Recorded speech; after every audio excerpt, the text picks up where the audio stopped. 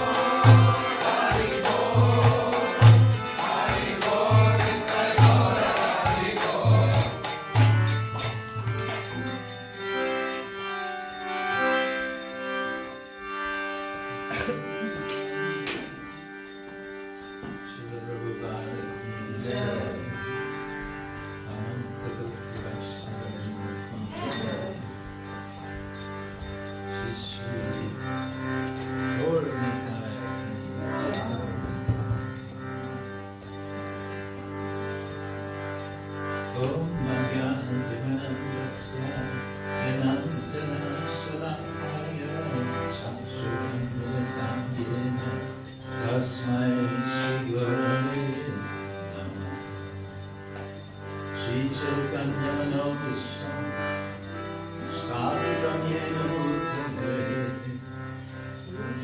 Swayam Rupa-Jadamaya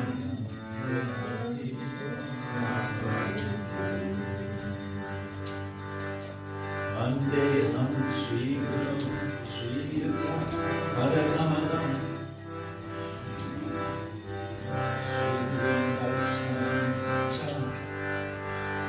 Shri Rupam Sarva-jña Saṅgera Gauravanatam Vitam Sajivam Sarvaitam Savarutam Parijana Sahitam Krishna Kshetra Swami Shri Rādhā-kuṇḍa-vārtā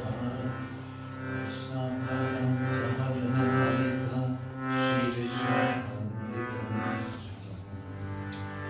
Namo Vishnu Bhadai Krishna Kshetra Swami Bhakti Swami Namaste Saraswati Deve Yogamani Prashadine Yoga-sthāne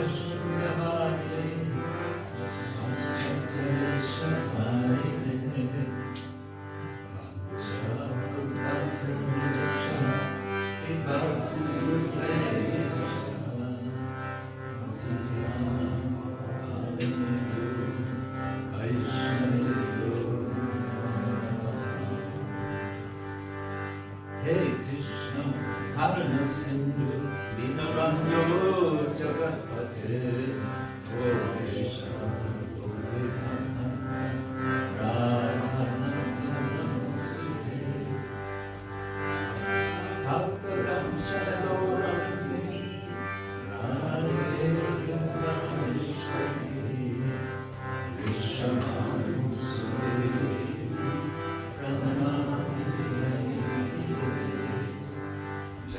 Śrī Krishna Prabhu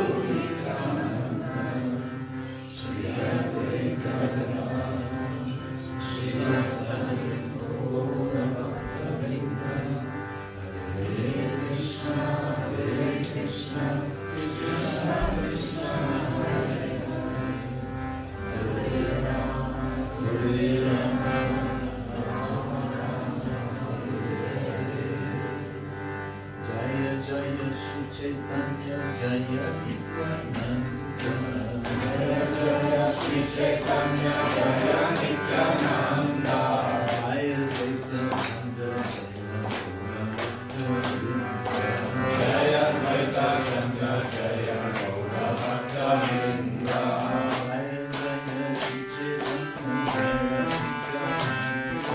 Jaya Jaya Śrī Caitanya Jaya Nityananda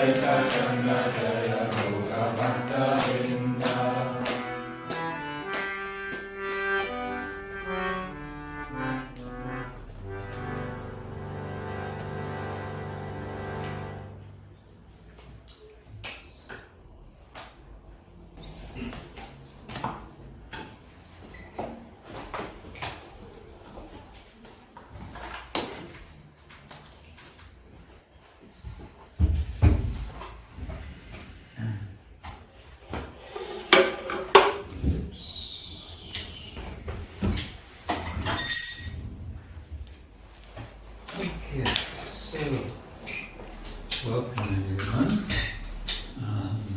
I'll be speaking in English. I hope that's all right. And we're continuing continuing our discussion of Chaitanya-charitamrita overview, and this is part 3. So those of you coming today the first time, maybe a little incoherent. Let's see.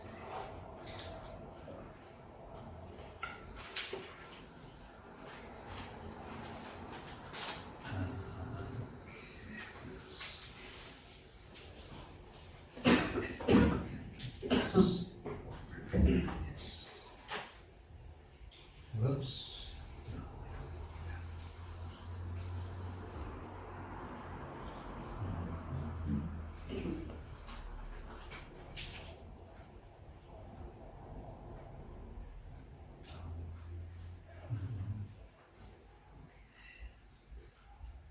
Yes.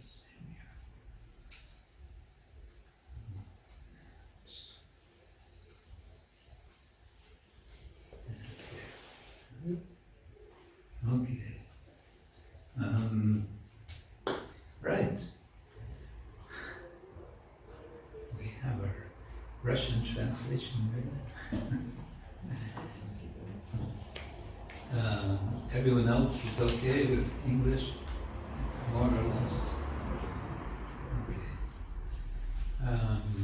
Are any of you from Bengal by any chance? You're from Bengal?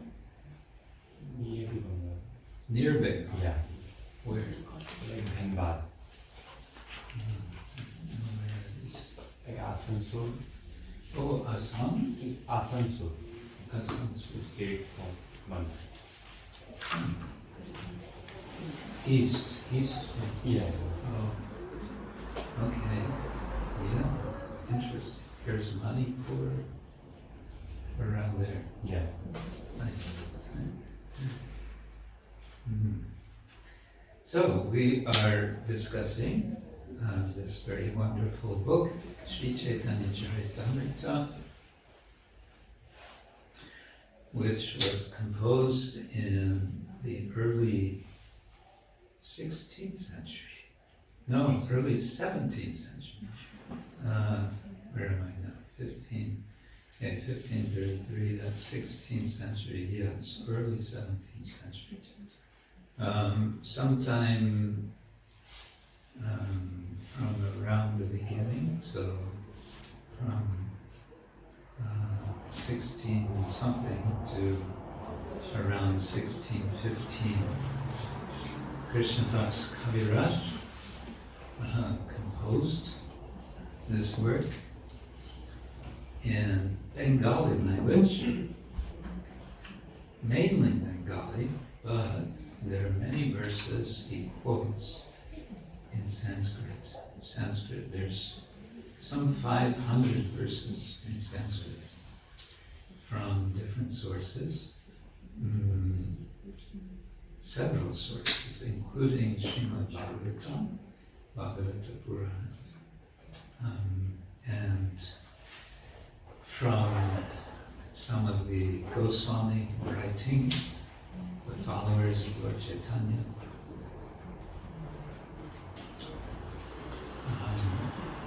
But one can ask, for whom was he writing? For whom was Krishnadas Kaviraj, the great Kaviraj, the great poet? He was a poet in Sanskrit himself. He had written already before he wrote Chaitanya-charitamrita. He wrote a Sanskrit work called Govinda Lilamrita. And it's a quite long, detailed work which describes Krishna's pastimes in the course of one day. The Ashtakaliya Lila, a day in the life of Krishna.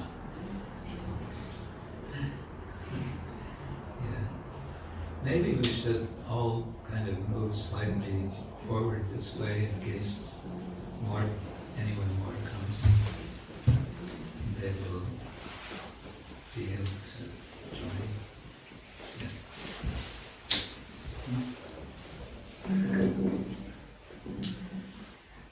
So who did he write for? Well, he was writing in Bengali language. He must have been writing for Bengali readers, speakers, right? Yes. He was in Vrindavan. He lived most of his life in Vrindavan. Who has been to Vrindavan? Several of you. Okay, good. Who has not been to Vrindavan, who would like to go to Vrindavan? Okay. Yes. Well, this is what I want to speak a little something about today, is how Śrī Caitanya wanted to go to Vrindavan and eventually went to Vrindavan. This is the subject of aspiration, number 7. For those of you just coming, you see there's a line here that goes from left to right, and then right to left, and then again left to right, in 3 lines. So the first line represents here Āriṭ-grāma. This is the first part of Chaitanya-charitamrita, which consists of altogether 17 chapters. And the second part, Madhya, Madhya means little, means middle, and Antya means end. So beginning, middle, and end of his manifest pastimes, we say, his lila in this world. And so far, the last 2 days, we discussed ever so briefly the Adi-lila, these 4 features: invocation, incarnation, education, transformation. And we discussed renunciation, when Lord Chaitanya takes the sannyas order. And yesterday we talked especially about the next section, propaganda. And we considered how there's 2 things going on in Lord Chaitanya's pastimes. There's outreach and there's inreach. There's outreach and there's inreach, and they're interacting, these 2 dimensions, in very interesting ways. And one example of this we talked about is Lord Chaitanya's interaction with, or avoidance of interaction with, the king of Odisha, King Prataparudra, who by all accounts, according to all sources, was a sincere follower of Lord Chaitanya. In fact, some historians have argued that because King Prataparudra was so much distracted by devotional life, that he became neglectful of defending the kingdom. And as a result, other kingdoms, neighboring kingdoms, took advantage. But it's debated. I won't go into that, but now we're going to move to the next section, which Kesava Swami Maharaj has identified as aspiration.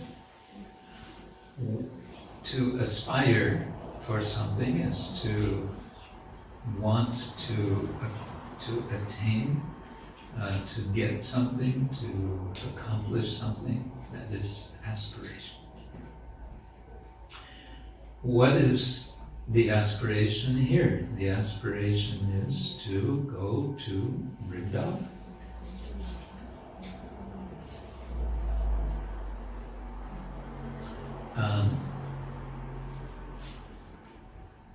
If we back up a little bit, we go to when Lord Chaitanya became Chaitanya. He was known previously as Vishwambar.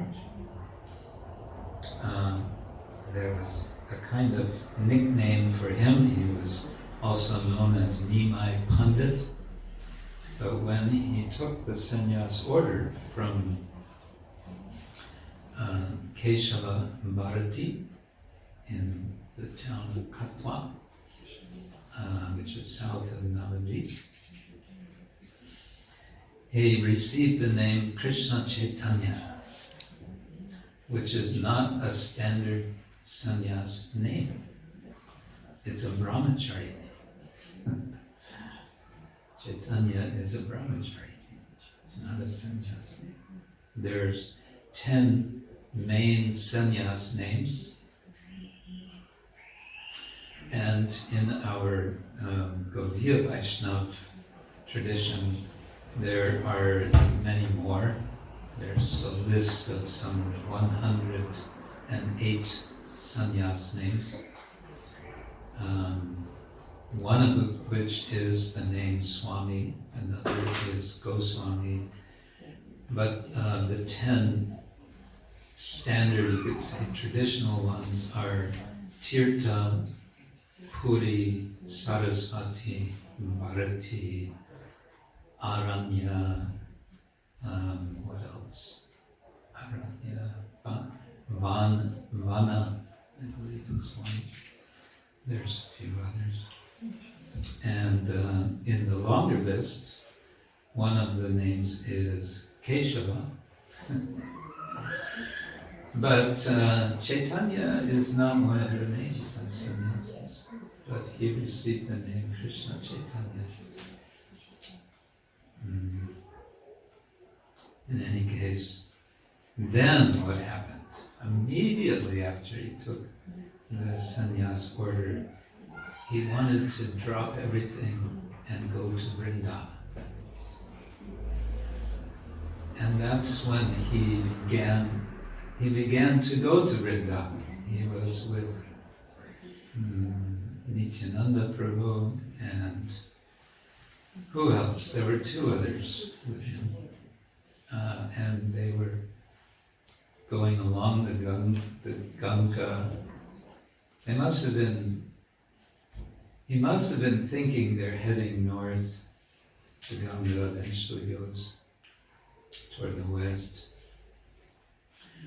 But actually they were going south because they end up, somehow they end up on the other side of the Ganga, on the west side. And they end up at Shantipur. Shantipur is south of Navadvip. Of course, he took sannyas in Katwa, which means, yes, he could have been going north from there. But anyway, he comes.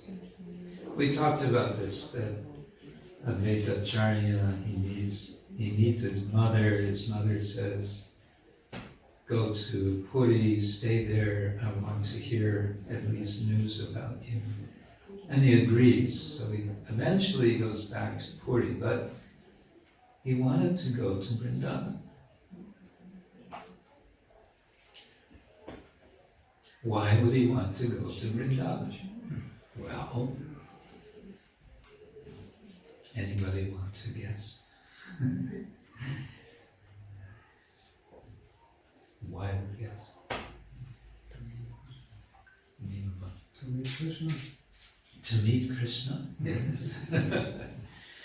Yes, he came back from Gaya completely maddened by devotion to Krishna, Krishna Bhakti. He came back to Navadvip, and eventually that propelled him to give up the world, just let me just run to Krishna in Vrindavan. That was his mood. And then, when that aim was initially foiled, and he ends up being requested by his mother, don't disappear like your older brother. He was going to disappear like his older brother. He was going to go and never be heard of again, basically. But his mother said, no, don't do that to me. Go to Puri, we'll hear news about you, at least some connection. But now he's in Puri after some years, and he still wants to go to Vrindavan. He really wants to go, and he makes one attempt. Actually, he goes back up to Bengal. He goes to Navadvip. He goes to Ramkeli, which at that time was the capital of the kingdom of Bengal. The king, Hussein Shah, had his capital in Ramkeli.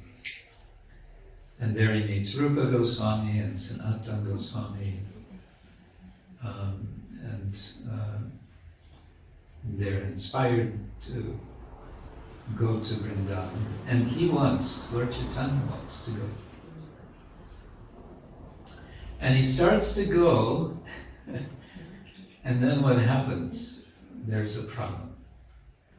And the problem is that so many people are following him. And before he gets very far, Sanatana Goswami says, excuse me, Mahaprabhu. I don't know if he addressed him as Mahaprabhu. Many places in Chaitanya-charitamrita, Chaitanya Mahāprabhu is referred to as prabhu. He's addressed as prabhu. Sometimes devotees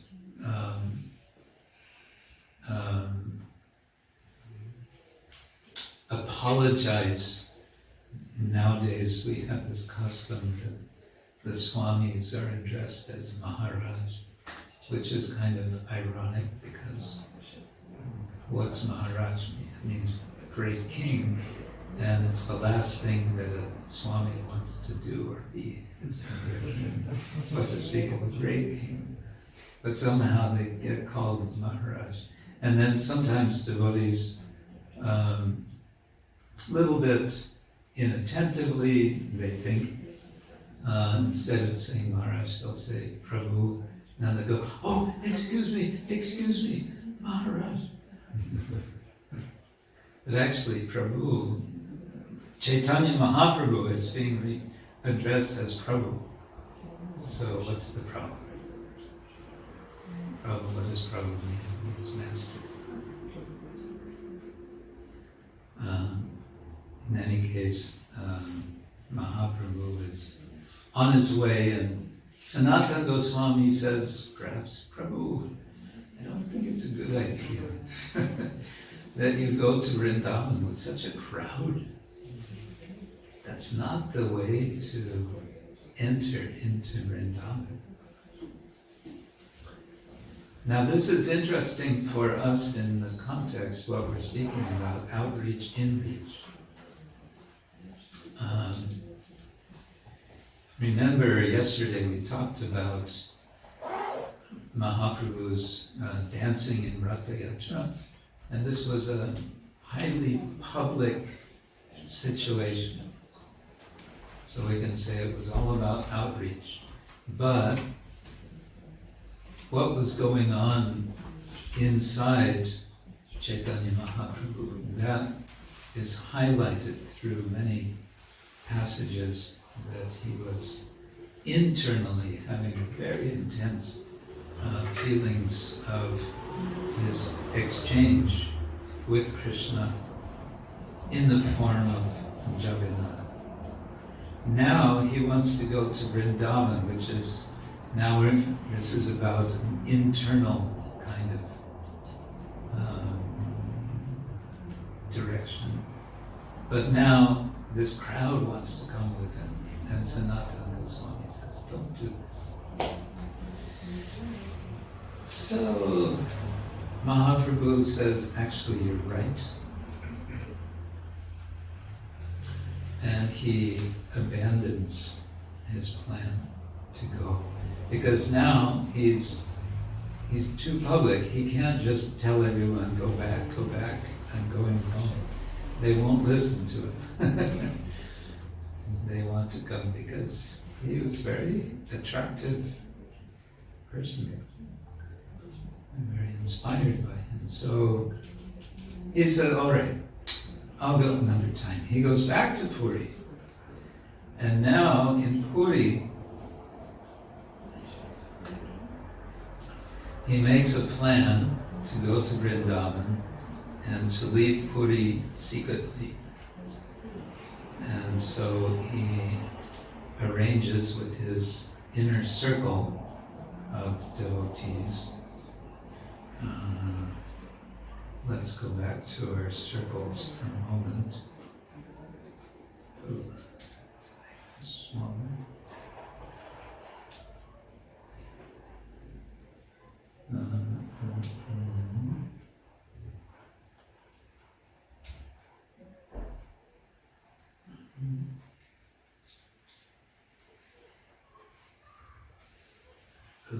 What happened to it?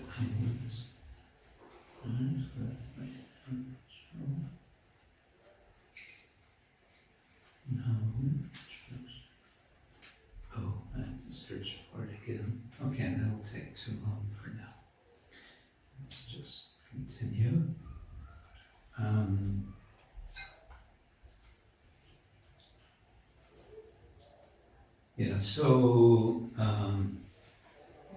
He makes this plan to slip out without being seen, and the devotees arrange for him to have one assistant, Balabhadra, Bhattacharya. So his Bhattacharya indicates that he was a Brahmin, and Chaitanya Mahāprabhu was himself from a Brahmin background, although technically when you take sannyas, you give up these designations. But still, he wanted to have a sattvic person with him, so this devotee was chosen. And he had, this Balabhadra also had his assistant. So it was actually, but he's never named.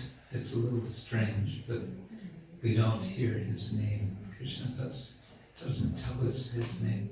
And we don't hear from the assistant at all. He's very silent. So the three of them set out, and the plan is to go a different route, not to go the main. Normally one would go north from Puri to Bengal, then one would follow the Ganga, which in that part is called, nowadays it's called the Hooghly. It goes basically north-south, and then where it branches into Bangladesh, it becomes the Padma River, but before that it's the Ganga, and it goes northwest. So one would follow the Ganga, and then when the Ganga and the Yamuna meet,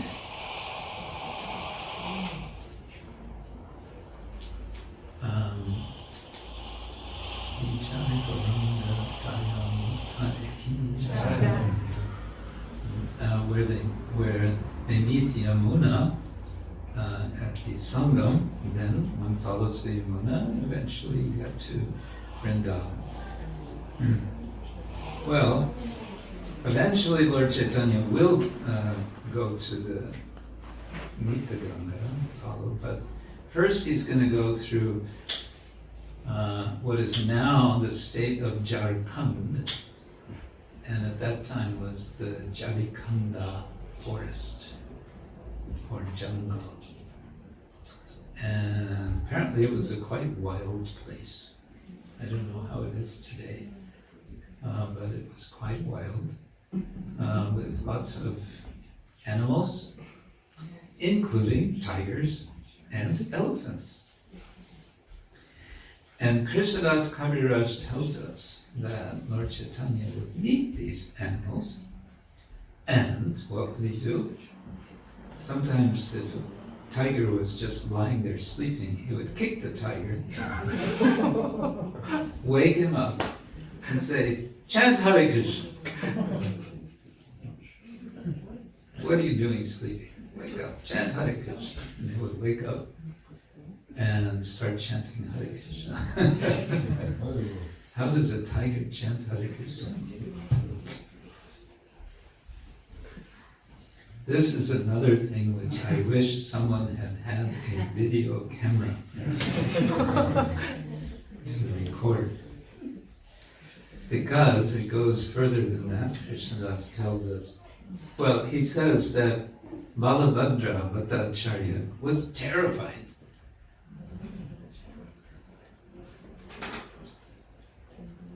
And he was just, what is going on? Because Lord Chaitanya would welcome the animals, and he would get them all chanting, not only chanting, also dancing. Elephants, imagine elephants dancing. Monkeys, birds were flying around, everyone singing and dancing. And the deer, and not only, so there's tigers. What is the natural enemy of a tiger? Deer. Rather the other way around. Natural enemy of the deer is the tiger. But according to Krishnadas Kaviraj, when Lord Chaitanya was present, they forgot about their inimical natures, and they would just join together and dance and chant Hare Krishna. And he says, not only that, the tigers and the deer were kissing each other. Now, we're very modern, skeptical people. We don't believe this, do we? Well, Krishnadas says, don't be so sure of yourself. When Lord Chaitanya is present, everything is possible. But the point I want to make is, as Krishnadas is really making the point, is that for Chaitanya Mahāprabhu, he was already in Vrindavan. When he was going through Jharikanda forest, he was already, for him it was already Vrindavan. He's anticipating Vrindavan, and at the same time he's already in Vrindavan. So that when he actually arrives in Vrindavan, he's fully ready to be absorbed in what for him is a homecoming. This is, I think, what Krishnadas wants us to understand. Chaitanya Mahāprabhu, he has met Ramananda Roy some years before this, and from him he has heard what is the highest mood of devotion. And as he's hearing it, he himself is unfolding from within that mood of the bhakta, generally speaking, and of the devotees of Vrindavan more specifically,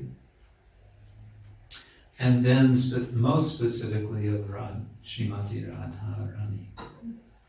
What is it? Radha Krishna Pranayalikatir Ladini Shakti Rasmat Ekatmana Rapi Bhuvi Pura Deha Vedam Katatam Chaitanya-charitamrita prakadamarana tattvayam chaikyamatam rādhā-bhava-dyuti suvalitam naumi Krishna swarupam. That Radha and Krishna are one, then they become two, then again they become one. As Lord Chaitanya, they combine.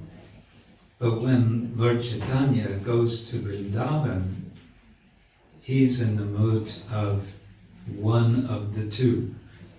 He's in the mood of the gopi in Vrindavan. And so for him it's like a homecoming. He's coming back home.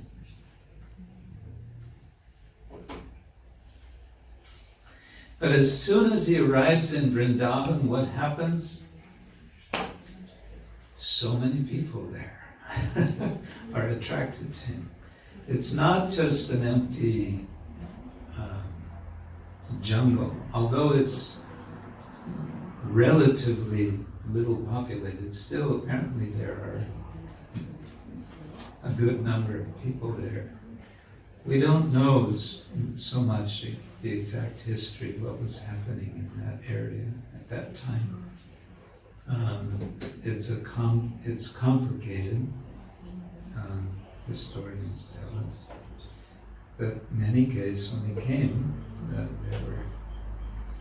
he was very much welcomed, received, and so we have this again, this internal, external sort of tension also in Vrindavan. And that is, I think, especially expressed in this interesting story. Many of the people who were living in Vrindavan at that time were very simple people. And the rumor went around that Krishna has appeared in Vrindavan and he can be seen at night. There's a light on the Yamuna River at the place Kailā, it's called, the place where Kailā was subdued by Krishna in Krishna Lila. So they were saying, Krishna has appeared again, and maybe he's dancing on Kailā, but all they would see is a light in the night. They would say, Krishna is here. And so this rumor was going around. Everyone was saying, Krishna, let's go see him. All going to see Krishna. And this rumor got around to Balabhadra Bhattacharya. He heard this. And he got excited. He wanted to go and see also. And he asked Mahaprabhu, Prabhu, is it okay if I go? Everyone's saying Krishna's there. And when he said that, Krishnadas tells us that Chaitanya Mahāprabhu slapped him. Nonsense. This is not Krishna. It's just a fisherman with his lamp at night. And but aside from that, here he is, Balabhadra Bhattacharya, personal servant of Chaitanya Mahāprabhu, and he is not aware of who is Chaitanya Mahāprabhu. He's not aware. Krishnadas wants to highlight this, irony, that here's the Lord himself, Swayam Bhagavān, Śrī Krishna, in the form of his devotee. And a servant is saying, can I go and see Krishna? You nonsense. And then he says, some cultured gentlemen come. A few cultured, I don't know, maybe, forget it says maybe from Mathura, to visit this sadhu. The word has gone around, this really amazing sadhu is here.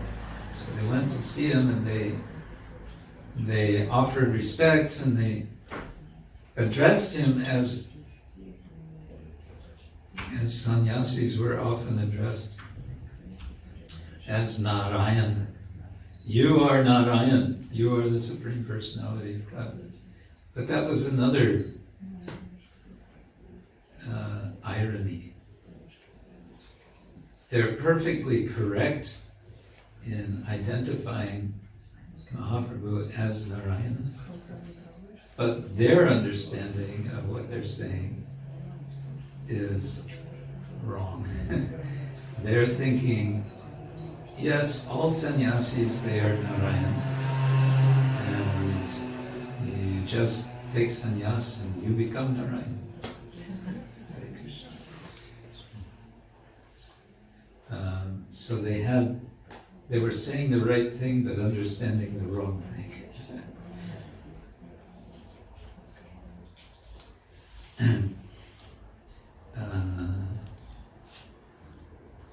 Maybe we should go to some of this. Let's see.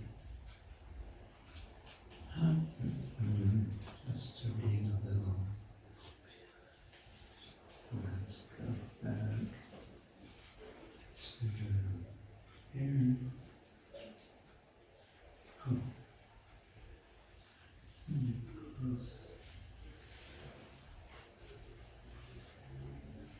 Oh, yes.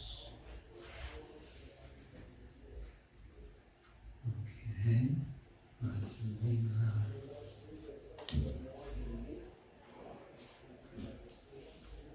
Oh, I have to connect again. Hold on. Oh, it's just a little slow. Gauradesh, prabhu. Yes. Let's do prabhu.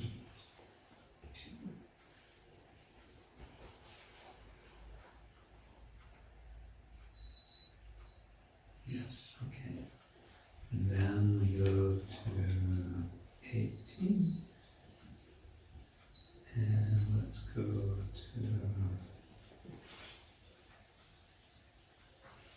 Well, let's go right near the beginning. This is...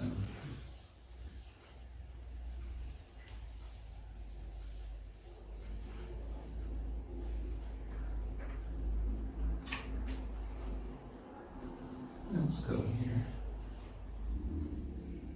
Okay.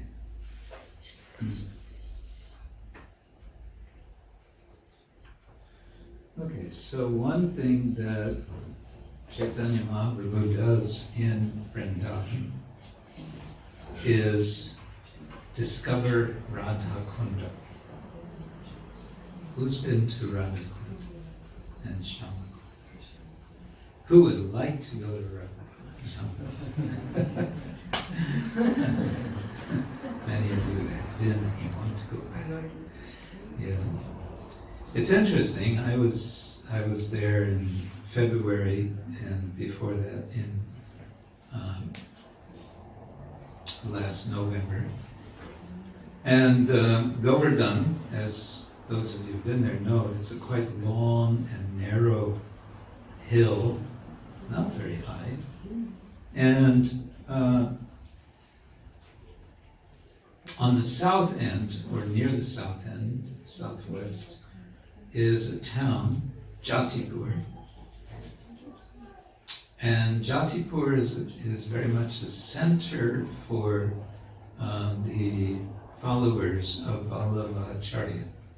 And Vallabhacharya was a contemporary of Lord Chaitanya. And Rādhā-kuṇḍa and Śyāma-kuṇḍa, they're on the north end of Govardhan. And Radha-kuṇḍa and Śyāma-kuṇḍa become the center for the followers of Chaitanya Mahāprabhu. most, if not all, of the 6 Goswamis lived there for some time. And it becomes a place of the Gaudias. So two ends of the same hill. Anyway, here it's described, Āriṭe rādhā-kuṇḍa-vārtā, puche loka-sthāne, keha, nāhi, kahe, saṅgera, brāhmaṇa jāne. Śrī Caitanya Mahāprabhu asked the local people, "Where's rādhā-kuṇḍa?" No one could inform him, and the brāhmaṇa accompanying him did not know either. So there was a local brahmin that he met, and that local brahmin was guiding, but he didn't know. Tīrtha, lupta, jāni, prabhu, sarva-jña, bhagavān, dhānya-kṣetre, alpa-jale, kailā. The Lord then understood that the holy place called rādhā-kuṇḍa was no longer visible. However, being the omniscient Supreme Personality of Godhead, he discovered rādhā-kuṇḍa and śyāma-kuṇḍa in 2 paddy fields. There was only a little water, but he took his bath there. Now, one of the sort of ongoing themes in very much of Chaitanya-charitamrita is the importance of sacred places. There's a lot of what could be called sacred geography in the Chaitanya-charitamrita. And of course it starts in Navadvip with the Ganga and the bathing in the Ganga when Lord Chaitanya appears. And then with Lord Chaitanya going to Puri. And there are places on the way between Navadvip and Puri which are also important. Some years ago we did a yatra. We started in Puri, a group of devotees, and we went from Puri to Navadvip, so going the opposite direction from Lord Chaitanya, but visiting places where he had visited, many temples and special places along the way. And then Lord Chaitanya from Puri, he goes south, and there's so many holy places there. And what is he doing? Many times he's going inside temples. And what does he do in the temples? He chants and dances.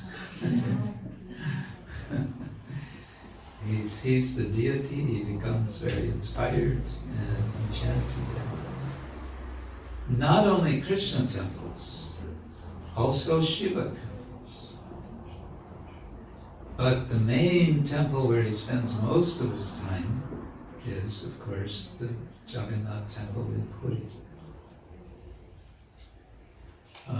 Most of the last part of his life, every day he will go to the temple and he will have darshan and he will sing and dance, and so many others, they will chant and dance with him.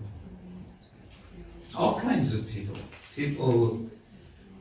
with all kinds of philosophies.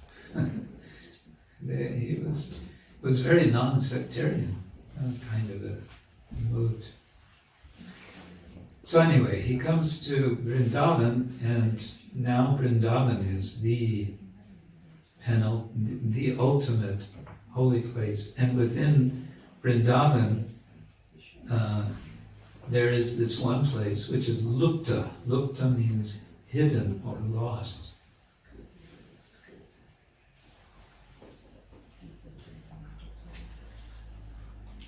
And Lord Chaitanya rediscovers.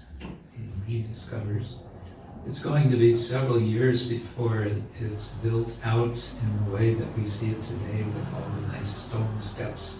None of that was there. There was just a field, rice field, paddy and a puddle. And then eventually Raghunath Das Goswami, someone, I think a merchant, sponsors the excavation and construction of rādhā-kuṇḍa-vārtā. So then he takes his bath there. So this chapter 18 and mostly 18 is just describing Lord Chaitanya visiting different places around Vrindavan, and also deities, temples, Haridev temple, and the deity of Srinathji, as he's now called by the Vallabhas. It's said that this deity, by the Lord's arrangement, was brought down from the hill so he could take darshan.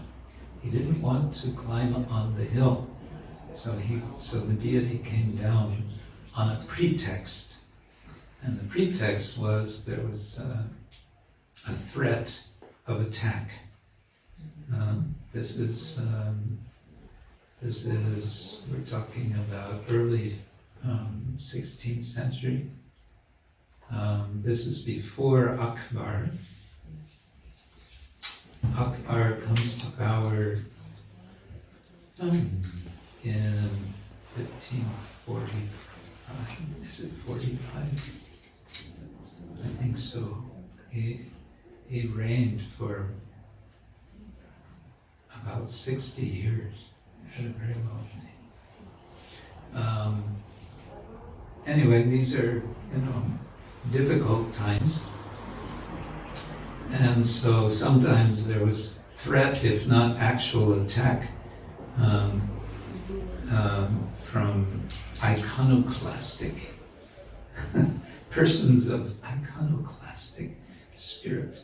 You know the word iconoclastic? Huh? What is this?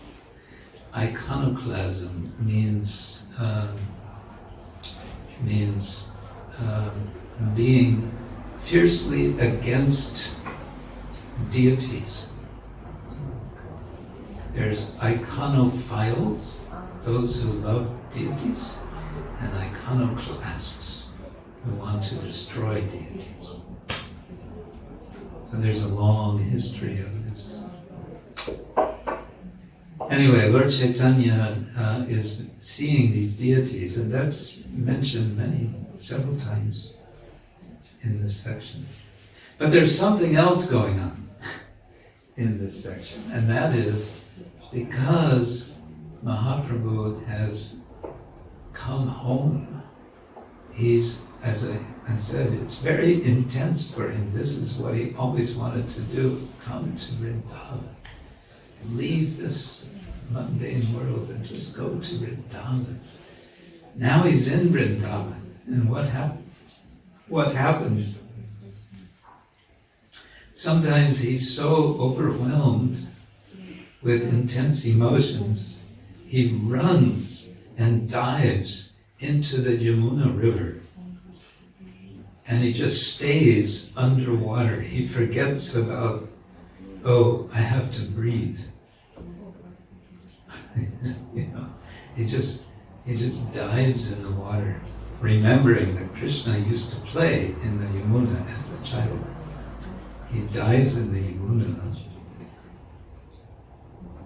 And then Balabhadra Bhattacharya comes after him, drags him out of the water, and dries him off. And this is happening one day after another. And at one point, Balabhadra says, Prabhu, please, it's too much. I can't take it. If you're going to be like this, we cannot stay here in Vrindavan. It's too dangerous for you. So my humble request is that we leave Vrindavan. And Krishnadas Kaviraj tells us that's for Chaitanya Mahāprabhu, this is the will of his devotee. And because his mood is to serve his devotees and to please him, he says, yes, if you wish that we leave, then we must leave. All he wanted to do was come to Vrindavan. He's come to Vrindavan, and now he's toured Vrindavan. He's discovered rādhā-kuṇḍa. But now, after only 2 months, it's time to leave, and he will not return.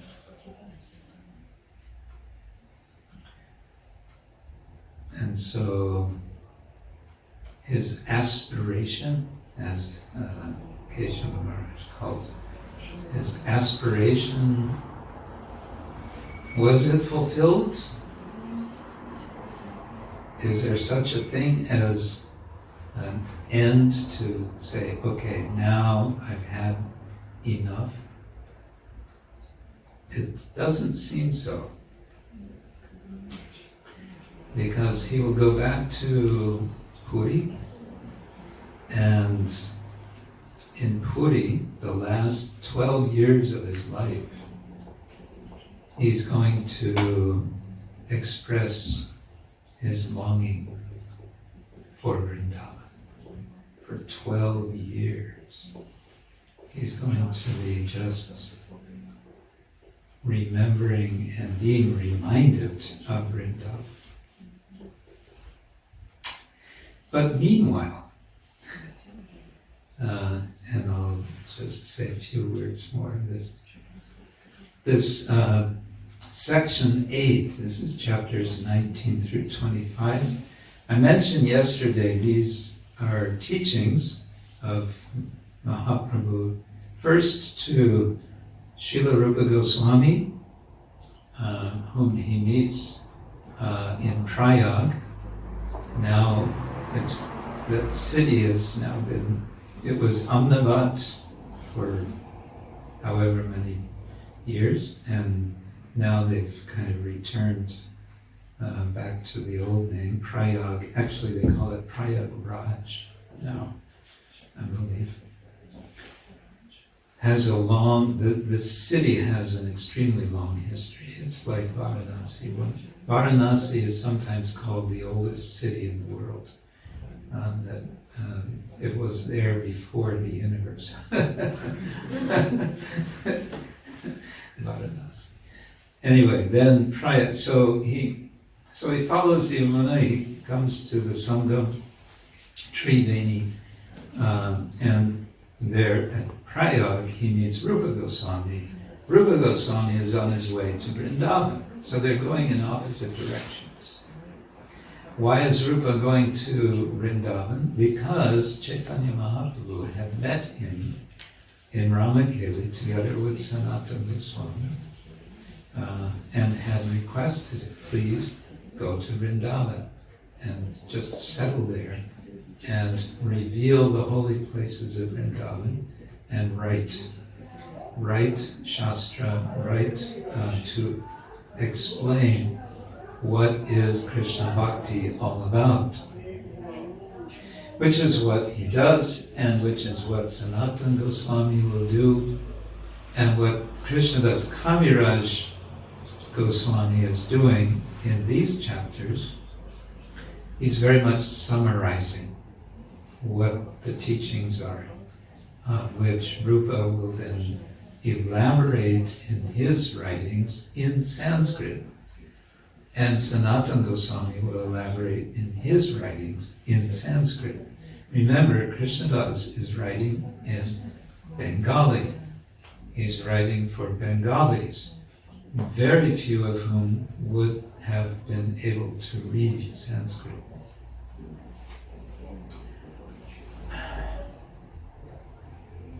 So these chapters, just one chapter, 19, is instructions to Rupa Goswami, and then 20 through 25,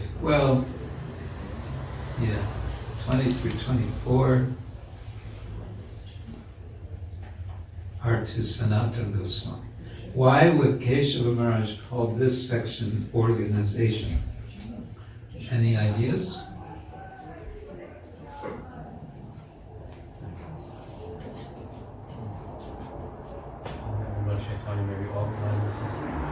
Lord Chaitanya maybe organizes his devotees to spread the Samhita mission in that sense. Yeah, he's organizing a mission, and he's specifically organizing it through these Goswamis. First, Sanatana and Rupa Goswami, who were brothers, and then Gopal Bhatta Goswami, Raghunath Das Goswami, Raghunath Bhatta Goswami, Jiva Goswami.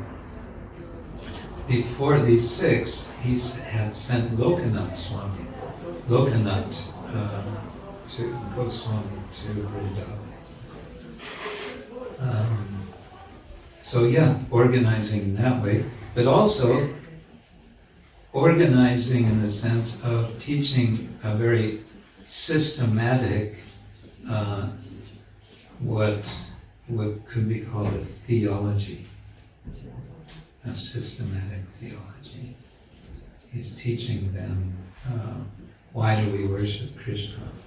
Well, first of all, he's teaching Rupa Goswami why practice spiritual life. Why should we take up what is spiritual life and why should we do it?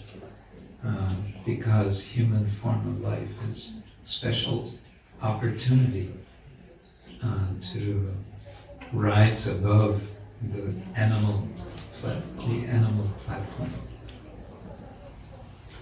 And then to Sanatana Goswami, who begins his lessons with a question, which our Srila Prabhupada many times would refer to. What was Sanatana Goswami's question to Lord Chaitanya? Who am? Keha? Who am? Yes, who am I? Ke ami, kene amai jare tapatroy. Who am I and what is the reason that I'm suffering the threefold miseries?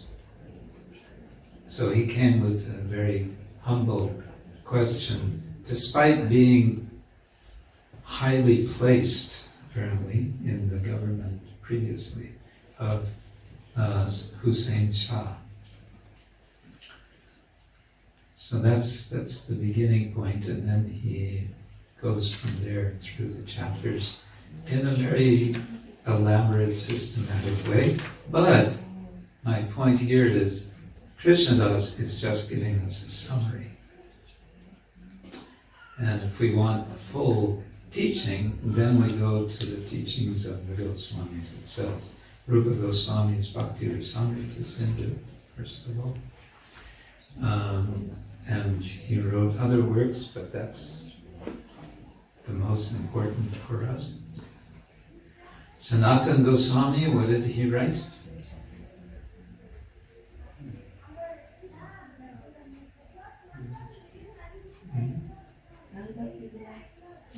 Hari Bhakti Vilasa, yes.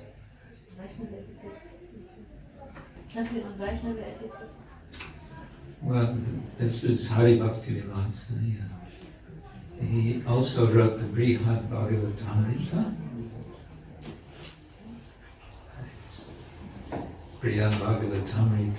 is in the form of a kind of novel, a story, two stories, it has part one, part two.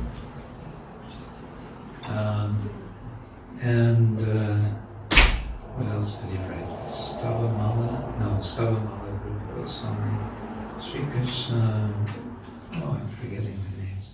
Anyway, they wrote many, many works. Rupa Goswami wrote 3 dramas, Sanskrit dramas.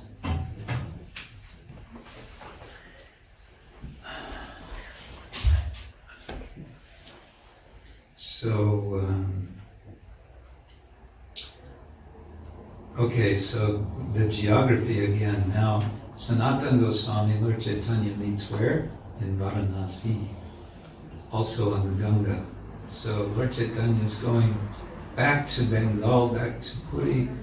Sanatana Goswami, who he would have liked to go with Rupa Goswami, but he was detained. We're told he was put in prison by the king, and then he had to bribe the jail keeper to get out.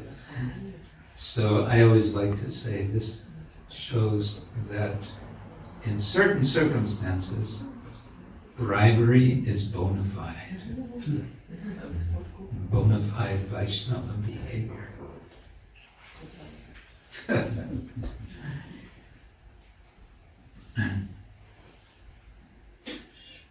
So he's delayed, and so they meet in Varanasi. And that is where Lord Chaitanya meets the Prakashananda and his associates, and they have some discussion. And that was going to lead me, let's see if I can do it sort of quickly. Find this.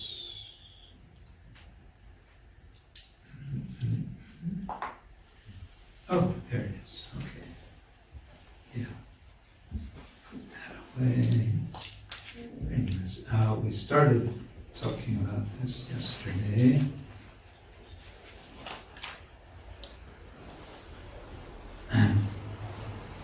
So this is my abstract diagram to show one way of seeing different relationships in Chaitanya-charitamrita. Yesterday we talked about the inner circle here, and then this initial outer circle.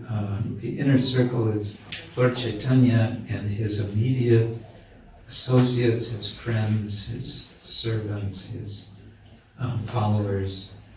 And then from the different other Vaishnava sampradayas that he would interact with. And then the next ring here is representing what I call other brahmanical traditions. And specifically an example of this is Lord Chaitanya meeting with Prakashananda Saraswati and his friends, his associates, these sannyasis in Varanasi. And what is this meeting about? Well, it's about another theme which I mentioned, was it yesterday or day before, is the theme of the Digvijay, the conquering of the directions. Chaitanya Mahāprabhu, wherever he goes, he's meeting various opposition, persons with different ideas, different philosophy, different theologies. And he's one way or another, he is prevailing over them. Sometimes just with his charm, sometimes with his words, sometimes with a combination. But in the case of Prakashananda, it's a combination. It's his effulgence which initially attracts Prakashananda Saraswati. But then it's his amazingly, sublimely simple and straightforward interpretation of the Brahma Sutra, or also known as Vedanta Sutra, which is again described by Krishnadas Kaviraj in an extremely simple, condensed sort of way. Not, I have to say, what would be called rigorous philosophical analysis. It's quite simple.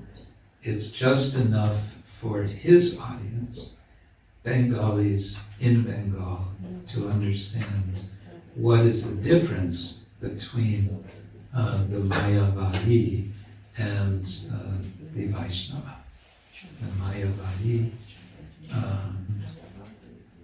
or the followers of the followers of Shankaracharya, argue a kind of absolute monism, that ultimate reality is one and only one, and all that we experience, including our own individuality in this world, is illusion.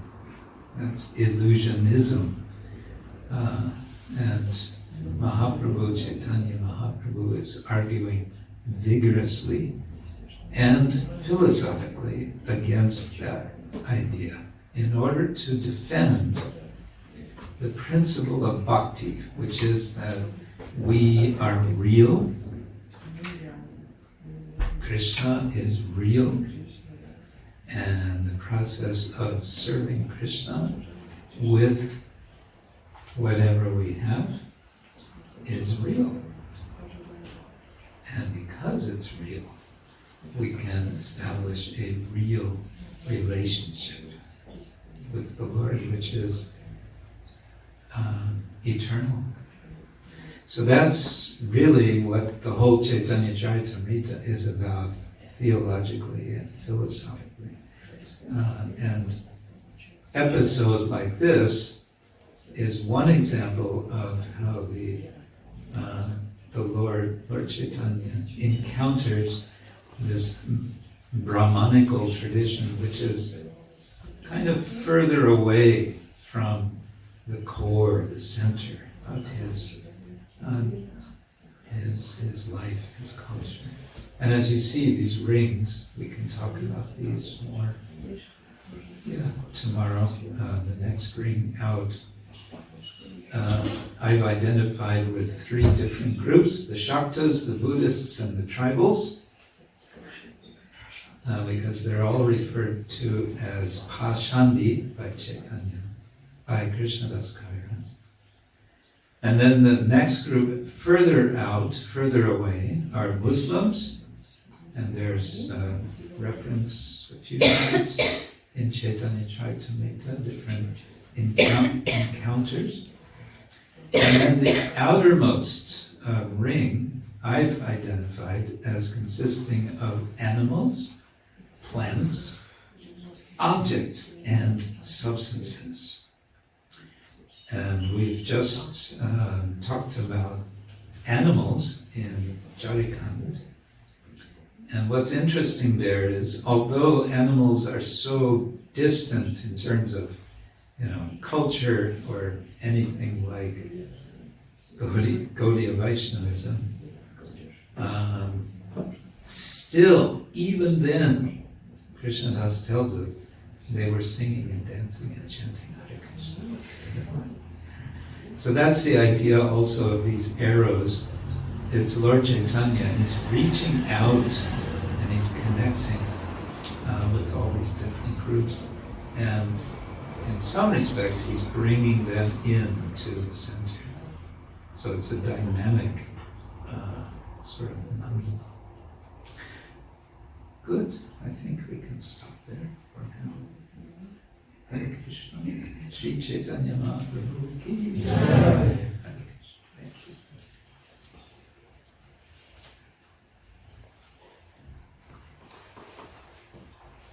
Om Tat Sat.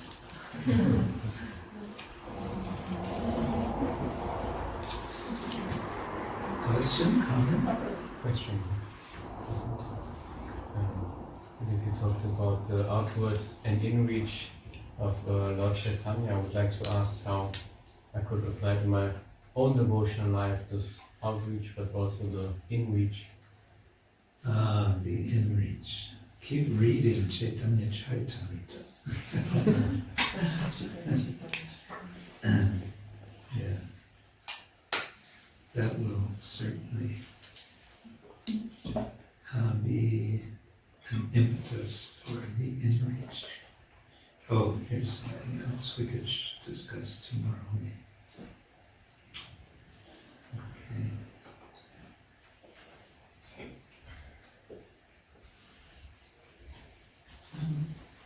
Yes, Maurice.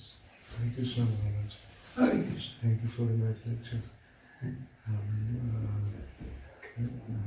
Can you say something about your personal experience at holy places like Vrindavan? What you felt there and how was your experience there? He's asking about my experiences in holy places like Vrindavan. I first went to Vrindavan in 1978. India as a whole was quite different from how it is now. There were no mobile phones. If you wanted to make a phone call, it was a major action. You had to go into downtown Vrindavan. If you wanted to make a long distance call, you had to book the call.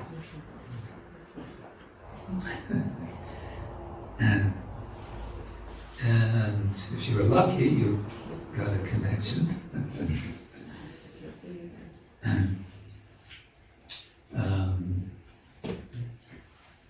The only cars were ambassadors, these yellow ambassador cars, which are built like a tank. They're really solid. And the taxis in Calcutta are still those ambassador cars, designed in 1953.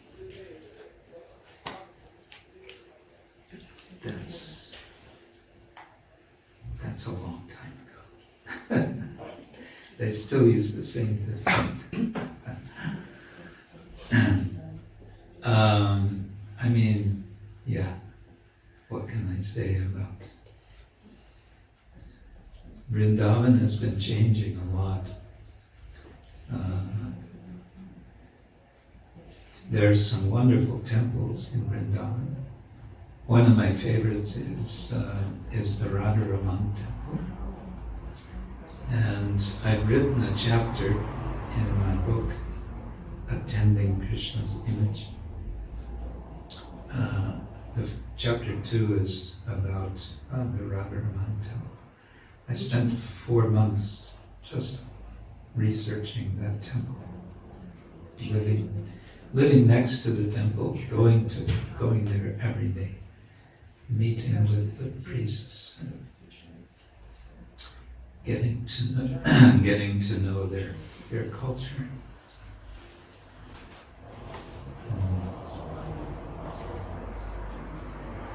Yeah, Prabhupada would say there are 5,000 temples in Vrindavan. I guess if you count all the home temples, now there's probably more than 5,000 because there's so many. How many people live there now?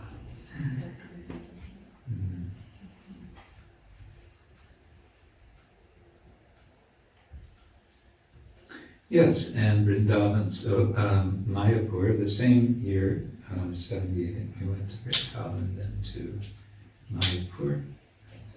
And Mayapur was called Śrī Mayapur Navadvip.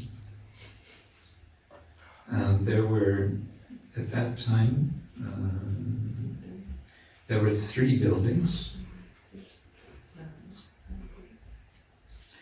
There was what they called the long building. And they used to say, this is the longest building in Bengal.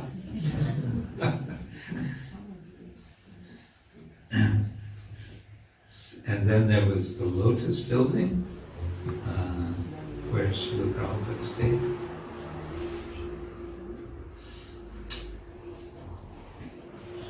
And there was Śrīla Prabhupada's bhajan kutir, this bamboo, very simple thatched roof hut, which is still there. It's of course been rebuilt and so on.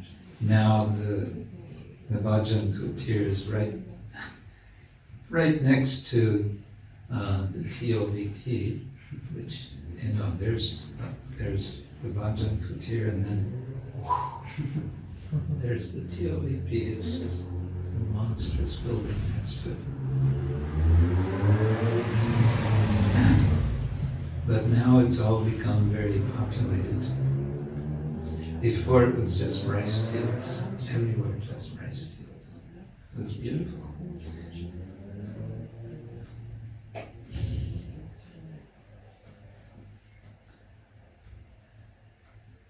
Yeah. Right. That's a couple of thoughts.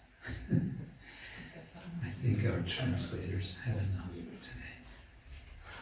today. Yes. Okay, thank you all. Śrīla Prabhupada ki jai, Śrī Caitanya Mahāprabhu ki jai, Śrī Krishna Kshetra Swami ki jai, Gauradesh ki jai,